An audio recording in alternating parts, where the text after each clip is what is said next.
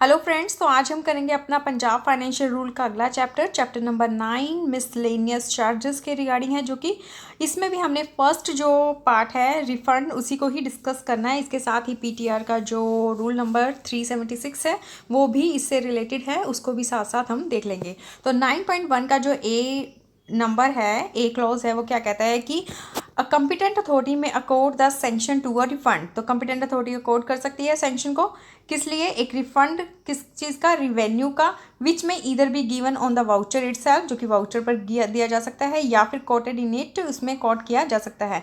A certified copy being attach when such order are not separately communicated to the AG. तो अगर इसके जो order हमने separately एजी को नहीं दिए हैं तो हमने उस वाउचर के साथ जिस पर रिफंड किया जा रहा है इस ऑर्डर की सर्टिफाइड कॉपी लगा देनी है। अब आता है क्लासिफिकेशन ऑफ रिफंड के बारे में। The refund of revenue are broadly classified as refund to which the claimant are legally entitled. तो जिस पर क्लेमेंट का, जिसको रिफंड किया जाना है, उसका लीगली एंटाइटल है, मतलब मान लीजिए कि उसने कोई पेमेंट करनी थी फीस की, वो एक्स्ट्रा कर दी है, तो अब वो एंटाइटल है कि उसे इसका जो एक्स्ट्रा पेमेंट की है, एक्सेस पेमेंट की है, उसका रिफंड दिया जाए। तो यहाँ पर क्या है? लीगली एंटाइटल वर्ड यूज़ किया गया है। दूसरा क्या है? Refund which are made ex gratia government being under no legal obligation to make them. तो कुछ रिफंड ऐसे भी हो सकते हैं जिसमें गवर्नमेंट की मर्जी है, उसके ऊपर कोई भी ऑब्लिगेशन नहीं है कि वो रिफंड करे। तो यहाँ पर refund which are made ex gratia government being under no legal obligation. तो दो तरह का है, एक में लीगल ऑब्लिगेशंस है, मतलब जहाँ पर क्लेमेंट क्या है, लीगली एंटाइटल है। दूसरा कौन सा है? जहाँ पर एंटाइटल होगा या नहीं होगा ये डिसाइड किसके ऊपर किया जाएगा? गवर्नमेंट द्वारा ही डिसाइड किया जाएगा, क्योंकि गवर्नमेंट की मर्जी है, उसके ऊपर कोई ऑब्लिगेशन ऐसा नहीं है।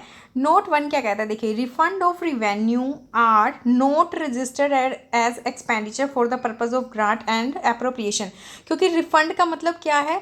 ये एक्सपेंडिचर की तरह ट्रीट नहीं होगा, ना ही ये एक अप्रोप्रिएशन ऑफ ग्रांट में से ट्रीट किया जाएगा, क्योंकि जो रिफंड होता है वो कोई एक्सपेंडिचर नहीं होता। तो वो किसी ने अगर एक्सेस पेमेंट कर दी है आपको, तो आपका जो ऑब्लिगेशन बन जाता है उसको वापस करना। तो जो वापस का पोर्शन क्या है, वो हमारा कोई एक्सपेंडिचर नहीं है, वो जस्ट एक उसका जो पोर्शन था, अमाउंट उसने एक्सेस डिपॉजिट किया, तो उसी को ही वापस, उसी का पैसा उसी को वापस किया जा रहा है। तो यहाँ पर एक्सपेंडिचर की तो बात हो ही नहीं सकती। तो इसलिए कहा गया कि इसे हमने ना तो एक्सपेंडिचर ट्रीट करना है, ना ही वो क्या है, अप्रोप्रिएशन है। दूसरा क्या कहते हैं कि remission of revenue allowed before collection are treated as reduction of demand. अगर हमें मान लीजिए कोई रेंट या फीस कुछ भी लगा लीजिए, कोई रिवेन्यू रिसीव होना था, रिसीव होने से पहले ही अगर हम उसे रिमिट कर देते हैं, मतलब कि उसके ऊपर जो अपना क्लेम था वो छोड़ देती है गवर्नमेंट, तब क्या है? उसका मतलब कि हमने अपनी डिमांड को ही छोड़ दिया, हम उसको क्लेम ही नहीं कर रहे। तो रिमिशन बिफोर कलेक्शन अगर हो जाता है तब उसे हम क्या करते हैं? रिडक्शन ऑफ डिमांड ट्रीट करेंगे। लेकिन अगर आपने रिसीव कर लिया उसके बाद आप वापस करते हैं तो उसको हम क्या बोलते हैं? रिफंड बोलते हैं। तो पहले अगर आप अपना एंटाइटलमेंट छोड़ देते हैं उस क्लेम पर, तब उसे बोलते हैं रिमिशन। लेकिन अगर आपने रिसीव कर ली है वो पेमेंट और उसके बाद आप उसको रिटर्न करते हैं तो उसे क्या बोला जाता है? रिफंड बोला जाता है।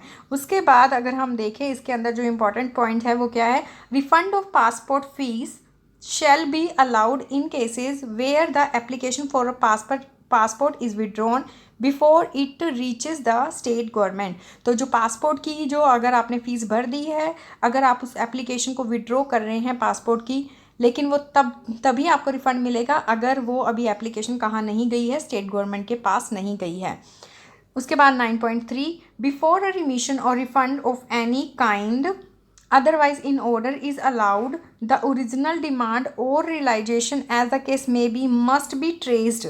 तो वो क्या कह रहे हैं? जब भी हमने कोई रिवेन्यू को रिमिट करना है या फिर रिफंड करना है, तो हमने ये देखना है कि उसकी एक तो ओरिजिनल डिमांड देखनी पड़ेगी। क्या हमें ओरिजिनल डिमांड का मतलब क्या है कि हमने उसको रिसीव करना भी था या नहीं था।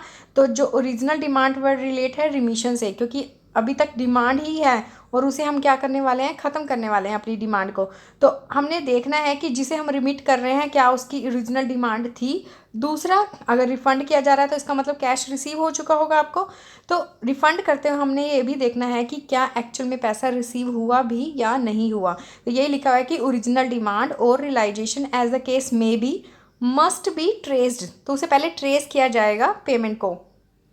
उसके बाद a reference to the remission or repayment should be so recorded against the original entry in the cash book, तो कैश बुक की ओरिजिनल एंट्री के अगेंस्ट हमने इसकी एंट्री भी कर देनी है। And other document as to make the entertainment of a double or erroneous claim impossible, तो हाँ हमने क्या करना है, और भी किसी डॉक्यूमेंट पर अगर कोई एंट्री करने की ज़रूरत है उन पर भी हमने एंट्री कर देनी है कि इसका रिफ़ंड हो चुका है, ताकि उसका दोबारा से क्लेम ना किया जाए रिफ़ंड का। Any acknowledgement previously granted should if possible be taken back, तो अगर हमने उसी कोई पहले उसको एक्नॉलेजमेंट दी थी हमने उसको भी वापस ले लेना है। उसके बाद and destroy note of repayment recorded on counterfoil of the receipt, क्योंकि हमने पहले उसको रिसीट दी थी कि हमने तुमसे पेमेंट रिसीव कर लिया, लेकिन अभी उस पेमेंट को हम क्या करने वाले हैं, वापस रिफ़ंड के तौर पर, तो हमने जो उससे एक्नॉलेजमेंट दी थी वो भी हमने वापस ले लेनी है और उसे डिस्ट्रॉय भी कर देना है। और note of relevant note of repayment recorded on counterfoil of the receipt, तो उस रिकॉर्ड जो रिसीट की काउंटरफोलियो थी उस पर भी रीपेमेंट का जो एंट्री कर देंगे। As a precaution against the double refund of land revenue or other receipt the detail which are not furnished to the AG, तो डबल रिफंड ना हो लैंड रिवेन्यू का और या फिर कोई और रिसीट है, तो detail which are not furnished to AG, तो जिसकी हमने डिटेल पहले एजी को नहीं दी थी, the amount and the date of such refund should be noted by the treasury officer against the original item of credit in the treasury receipt register, तो treasury में क्या करना है, ट्रेजरी ऑफिसर ने ट्रेजरी रिसीट रजिस्टर के अंदर entry करनी है, या फिर अगर रिसीट रजिस्टर नहीं है तो कैश बुक में अगर एंट्री करते हैं वो, तो कैश बुक के अगेंस्ट उस एंट्री के अगेंस्ट हमने रिफ़ंड करना है, ताकि पता लग जाए कि अगर दोबारा से क्लेम आए उसका तो उसका डबल रिफ़ंड ना हो पाए। उसके बाद आ जाता है, ये तो हो गया हमारा रिफ़ंड से रिलेटेड जो भी मेन पोर्शन था, जो इम्पॉर्टेंट है वही करेंगे हम। उसके बाद इसी से रिलेटेड हम पढ़ेंगे 376 रीपेमेंट ऑफ डिपॉजिट से रिलेटेड है, वो भी रिफंड का ही है। Refund of deposit shall be made only on the receipt of sign by person entitled to them after production of authority, तो उसके बाद जिसके पास अथॉरिटी होगी उसके पास अगर रिफंड की जो एप्लीकेशन होगी तभी उसके बाद पेमेंट हो सकती है रिफंड की। However in the cases where the money on account of revenue deposit were received and credit to the government account by the departmental officer, मान लीजिए डिपार्टमेंट ऑफिसर के पास कोई रिवेन्यू रिसीव हुआ, यहाँ पे डिपार्टमेंट ऑफिसर ने आगे ट्रेजरी में वो अमाउंट जमा करवा दिया, तब क्या करना है, तो where the such credit at treasury with which he is in account and the depositor request to receive the repayment of deposit through such a departmental officer, अब जिसकी वो पेमेंट थी डिपॉजिट करवाया था उसने डिपार्टमेंटल ऑफिसर के पास, officer ने क्या किया, ट्रेजरी में जमा करवा दिया। अब जब उसने डिपॉजिट को अपने वापस लेना है तो उस डिपार्टमेंटल ऑफिसर को जाकर कॉन्टैक्ट करेगा। The departmental officer shall draw the amount on his receipt from the treasury, तो डिपार्टमेंटल ऑफिसर अब दोबारा से क्या करेगा, विड्रॉ करेगा amount and make the payment to the payee concern, और जिसकी वो डिपॉजिट था उसे वापस कर देगा। तो सिंपल सा क्या था, अगर हम नटशेल में देखें तो सबसे पहले एक तो डिपार्टमेंटल ऑफिसर हो गया, यहाँ पर डिपॉजिटर ने अपना पैसा डिपॉजिट करवाया डिपार्टमेंटल ऑफिसर को, इसने करवा दिया आगे ट्रेजरी में। अब इस पर्सन को अपना डिपॉजिट चाहिए क्या, वापस, तो ये क्या करेगा, फिर से इसके पास जाएगा कि मुझे मेरा डिपॉजिट वापस दीजिए। फिर डिपार्टमेंटल ऑफिसर ने जहाँ पे ट्रेजरी में जमा करवा दिया था तो यहाँ से कैश विड्रॉ कर कर किसको दे देगा, जो पेई होगा, मतलब जिसकी पेमेंट से ये डिपॉजिट थे उसे वापस कर दिए जाएंगे।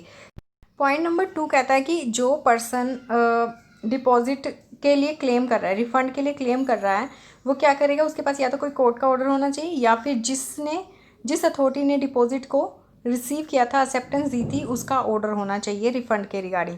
तो ट्रेजरी ऑफिसर जब इस तरह के ऑर्डर को रिसीव करेगा वो क्या करेगा, चेक करेगा कहाँ पर, रजिस्टर ऑफ रिसीट के अंदर कि बैलेंस है कि नहीं है। अगर पर्टिकुलर बैलेंस है जिसके रिगार्डिंग रिफ़ंड का क्लेम किया गया है तो वो क्या करेगा, उसकी पेमेंट कर दी जाएगी रिफ़ंड की, record it at once under his initial, और उसे रिकॉर्ड कर देगा अपने इनिशियल के साथ। सेकेंडली अगर कहते हैं कि सफिशेंट बैलेंस है ही नहीं उस पर्टिकुलर अकाउंट के पर्टिकुलर आइटम के लिए, तो ट्रेजिंग ऑफिसर क्या करेगा, एंडोर्स करेगा दिस फैक्ट को on the order and return it to the person presenting it, तो जो पर्सन लेने आया है डिपॉजिट का क्लेम करने आया है उसे वापस कर देगा उसके ऊपर एंडोर्स करके।